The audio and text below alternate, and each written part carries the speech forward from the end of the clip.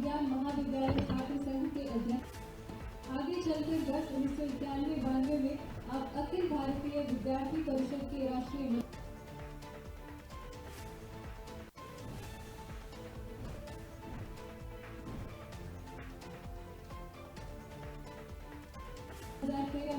उज्जैन दक्षिण विधानसभा क्षेत्र से जनता ने प्रतिनिधि के रूप में आपको चुना। आपने द्वितीय कार्यकाल में उच्च शिक्षा मंत्री का पदभार संभालते हुए राज्य की उच्च शिक्षा को एक नई गति दी और वर्तमान में अपने तीसरे कार्यकाल में आप प्रदेश के मुख्यमंत्री के तौर पर विकसित मध्य प्रदेश के विजन का नेतृत्व कर रहे हैं। बिना विलंब के मैं माननीय मुख्यमंत्री महोदय को मंच पर आमंत्रित करती हूं कि वे आए और इस अवसर पर अपने उद्बोधन से हमें अभिभूत करें। माननीय मुख्यमंत्री महोदय।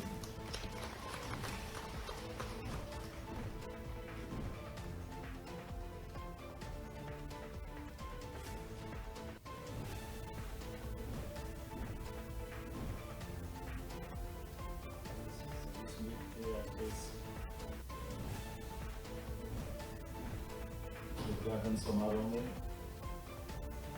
मध्यप्रदेश के सभी भारतीय प्रशासनिक सेवा के अधिकारीगण, नीति आयोग के पूर्व अध्यक्ष अमिताभ जी, मुख्य सचिव अमिताभ जी, अध्यक्ष मंत्री मोहम्मद जहां साहब, कंसोटिया जी, अंकन राजन जी, सामने उपस्थित समस्त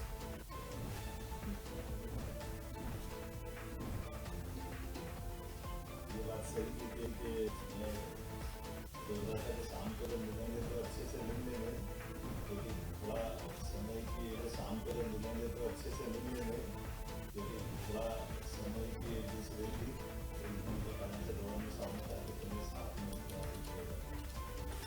क्योंकि समाचार आया कि थोड़ा समय दिया है कोशिश कर रहा है।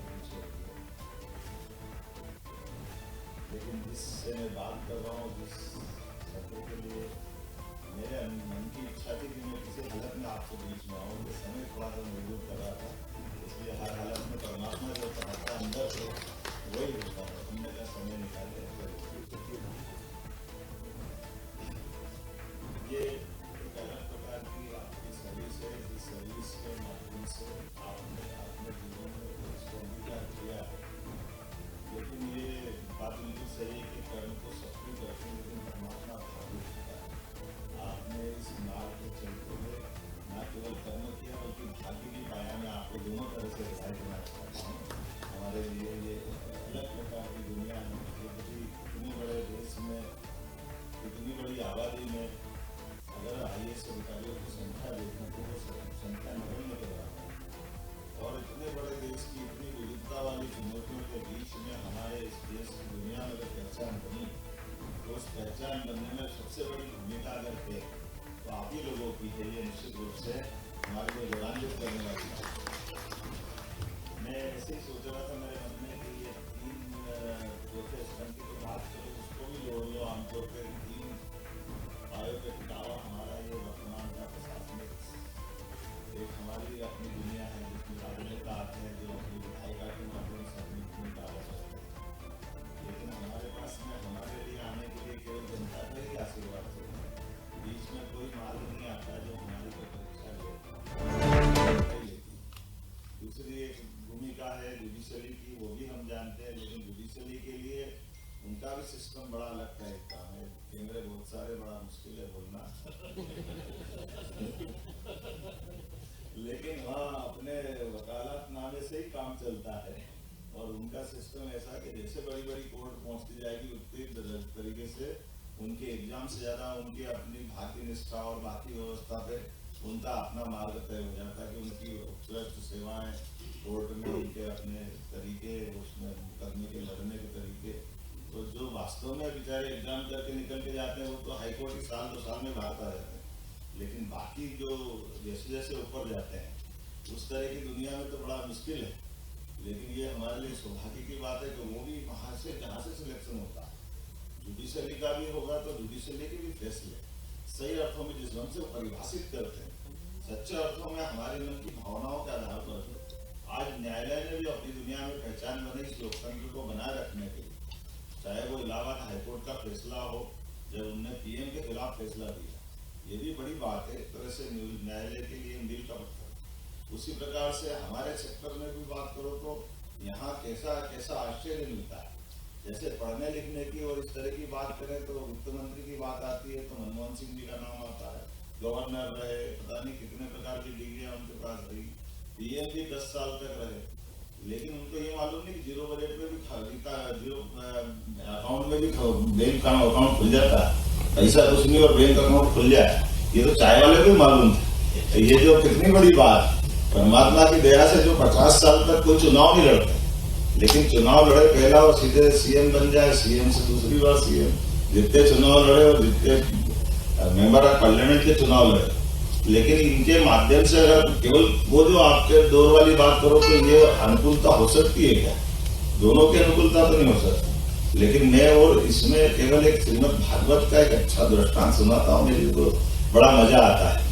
एक बार अपने समझता हूँ कि शायद अपनी बिरादरी का ही कोई आदमी होगा जिसके दिमाग में चला होगा, ऐसे कहते हैं कि एक व्यक्ति के जीवन में सदैव सर्विस में आपको जब देखता हूँ तो मैं सच में आपके लिए मन में बहुत श्रद्धा आती है कि सुबह से लेकर रात तक हमको लगता है कि हम काम करते हैं, लेकिन हम तो काम का ऑर्डर देकर भूल जाते हैं। वो पूरे अमली जामा पहनाने के लिए जो ताकत लगाते हैं, जैसे अगली सत्र की बात करता हूँ, 8 विधेयक इतनी जल्दी आ जाए, 19 विभागों का समन्वय कर, ये कोई कम बड़ी बात नहीं। निर्णय करना सरल है, लेकिन निर्णय का एग्जीक्यूशन कराने के लिए जो आपने उसको कानूनी अमली जामा पहना देते हैं, वाकई गजब कर देते। तो मैं उस घटना को सुनाता हूँ। एक व्यक्ति जीवन भर अपना कोई कारण से शरीर छूटा है आईएएस अधिकारी का, और वो ऊपर गए चित्रगुप्त के पास हिसाब करने, तो उन्होंने कहा मेरे को किधर जाना, तो उनके अपने चित्रगुप्त के तरीके दूसरे थे, वो भक्ति भाव वाले थे। उन्होंने कहा तुमने जीवन भर कर्मवाद तो करे, पर कर्मवाद से तुमने कई बार तुम्हारे हाथ से उल्टा पुल्टा काम हो गया, तो इधर नहीं जाना, तुमको दूसरी तरफ ही जाना है। तो उन्होंने कहा दो ही मार गए, या तो सुख के या दुख के, तो ये दुख में बोले आप अच्छा एक काम अच्छा करा। बोले क्या अच्छा करा? तुमने तो ऐसा काम बताया जिस काम के आधार पर उसको 20 मिनट का सुख मिलना था। उन्होंने कहा ठीक है, 20 मिनट का सुख मिलना है, यानी 1 घड़ी का सुख मिलना है, तब 1 घड़ी का स्वर्गलोक में जाना है, बाकी समय तो उसका उल्टा ही बता दिया। उन्होंने कहा ठीक है, अच्छा इसमें बताओ मेरे को क्या। बोले आप ऐसा करो, इसमें मेरे को दोनों में से क्या चुनना है? बोले आप यहाँ आपकी इच्छा चलेगी, आप स्वर्ग में जाओ या नर्क में जाओ, आपके हाथ में। तो बोले अच्छा ठीक है। तो बोले मेरे को नर्क में जाना, तो मैं स्वर्ग में जाने का मार्ग तय करता हूँ। और उन्हें स्वर्ग में जाने की बात करी, उन्हें स्वर्ग में क्या मिलता है बताओ, मेरे पावर क्या है, मेरा अधिकार क्या है, सारा डिटेल जानकारी निकाली। तो मैं यहाँ अभी तक स्वर्ग में इतने लोग आए, ऐसी बात करने वाला कोई नहीं है कि ये अधिकार क्या है। लेकिन उन्होंने कहा ठीक है भैया, तो आपने कहा, तो उन्होंने कहा यहाँ तो जो मांगो वो मिलता है। बोले जो मांगो वो मिलता है? बोले पक्का? हाँ ठीक है, कितनी देर मिलेगा? बोले मिलेगा 20 मिनट, लेकिन आपको जो मांगो मिलेगा। तो उन्होंने कहा मेरे को कहा यहाँ का राजा कौन है? तो बोले वो स्वर्ग का राजा तो इंद्र है। तो इंद्र के पास ले चलो। इंद्र के पास गए, 2 मिनट उसमें लग गए। उन्होंने कहा बताओ आप क्या, तुमको क्या चाहिए? बोले यहाँ मुझे बताया गया कि जो मांगेगा सब मिलेगा। बोले हाँ सब मिलेगा। तो बोले मुझे इंद्रासन चाहिए। अब इंद्र का संकट ऐसा है कि इंद्रासन जैसे कोई मांगेगा उसको लगता है कि आसमान से गिरा दिया। उन्होंने कहा भैया ये नहीं हो सकता। बोले फिर तुम झूठ बोल रहे हो। उन्होंने कहा ना यहाँ जो मांगे मिलेगा, तो स्वर्गलोक में तो जो मांगे मिलेगा, तो मुझे दो, मुझे क्या दिक्कत। फिर धर्मराज ने समझाया कि इंद्र आप जरा इस बात को समझो कि स्वर्ग की परंपरा है, यहाँ जो मांगो मिलता है, इसलिए हमको देना चाहिए। तो उन्होंने कहा ठीक है साहब मैं दे देता हूँ, लेकिन ध्यान रखना तुमको उठाने की तुम्हारी जवाबदारी है, बैठे उठे नहीं, मेरे संकट नहीं होगा।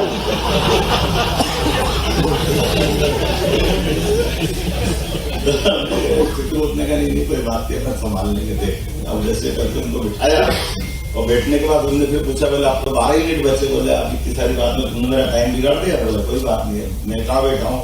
बोले आप इंद्र की कुर्सी पे बैठे। इसके क्या पावर है? बोले इसका सब पावर है। सब पावर है पक्का? बोले अच्छा ठीक है। तो मेरे से आपने कहा ना कि वहां मैं गया तो कुछ चूक गया काम करने में, तो मेरे कुछ आपने भाग्य में थोड़ा कम टाइम दे दिया। तो बोले अब यहाँ से बैठ के मैं क्या क्या कर सकता हूँ? बोले आप सब जो इच्छा कर सकते हो। तो बोले पूरा स्वर्ग दान? पूरा स्वर्ग दान? बोले हाँ क्या हो गया, मेरे पावर में है ना, अभी दे रहे हो, मेरे को क्या दिक्कत है। तो ये एक क्षण का भी सुख सबका दृष्टांत का आखिरी सार ये कि अपने जीवन का वो ऐसा घटनाक्रम है जिसके बाद वो लिंगत ऋषि नाम के सज्जन थे जिनने उस घड़ी के बाद से उनका पूरा जीवन स्वर्ग में निकाला कि इतना बड़ा दानी कोई मिलेगी जो स्वर्ग में अंदर पूरा स्वर्ग दान कर दे। कहने का तात्पर्य कि आपके माध्यम से जो परमात्मा ने यश दिया उस यश का सदुपयोग करने के लिए अगर सबसे अच्छी ताकत किसी के पास है वो हमारे पास भी नहीं, वो आप ही के पास है। मैं आपको बढ़े देना चाहूंगा, आपके माध्यम से कई लोगों के जीवन में बदलाव आता है, कई सारी व्यवस्था सुव्यवस्था में बदलती है जिनके माध्यम से आपको भी सुख मिलता है। और परमात्मा ने ये एक तरह से मानिए मोदी जी के शब्दों में ये जो अपॉर्चुनिटी मिलती है, इस अपॉर्चुनिटी के साथ जो आपकी अपनी दक्षता के आधार पर जो फैसले होते हैं वो मिसाल कायम करते हैं। आज भी वर्षों तक बुद्ध साहब याद आते हैं, कोई कलेक्टर याद आते हैं, कमिश्नर याद आते हैं, चीफ सेक्रेटरी याद आते हैं जिनने अपने अपने क्षेत्र में काम किया।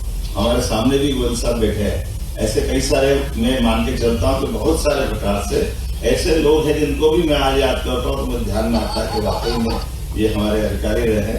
मैं कई सारे घटनाक्रम की बात दोहरा सकता हूँ लेकिन आज थोड़ी समय की कमी है। मैं उम्मीद करता हूँ आपके सबके माध्यम से यहाँ जो सेवानिवृत्ति के बाद में भी एक अच्छी बात है आपकी क्लब की कि वो जीवन भर क्लब के मेंबर रहते हैं। केवल एक एक झंझट के चीफ सेक्रेटरी नहीं रह सकते, लेकिन चीफ सेक्रेटरी जब बाहर हो जाए तो अंदर आ जाते हैं। ये अच्छा सिस्टम, ऐसा पे हमारे यहाँ सिस्टम नहीं था, बड़ी मुश्किल है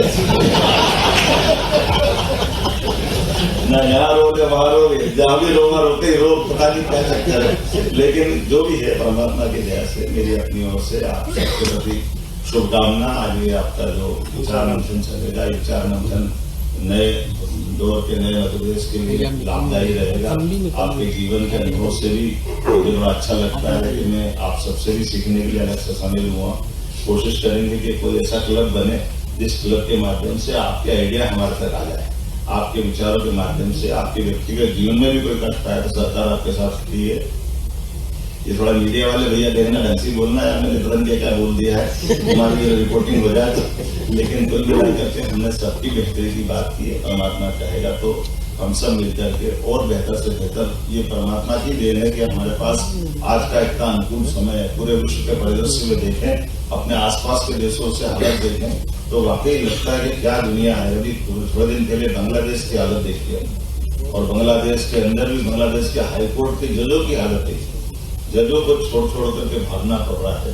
तो एक अपना इतना बड़ा देश है जिसका पूरी सिस्टम में आप सबकी दक्षता के कारण से और हमारी सेना और बाकी व्यवस्थाओं के कारण से आज हम दुनिया के बीच में आदर्श बन के खड़े। ये दुनिया का लोकतंत्र का सबसे बड़ा एक दुनिया में हमारे लिए गौरव भी है, सम्मान भी है। एक बार फिर मैं आप सबका स्वागत करता हूँ, अभिनंदन, बहुत धन्यवाद। और अब मैं माननीय मुख्य सचिव महोदय को आमंत्रित करती हूँ कि वे माननीय मुख्यमंत्री जी को मोमेंटो प्रदान करें।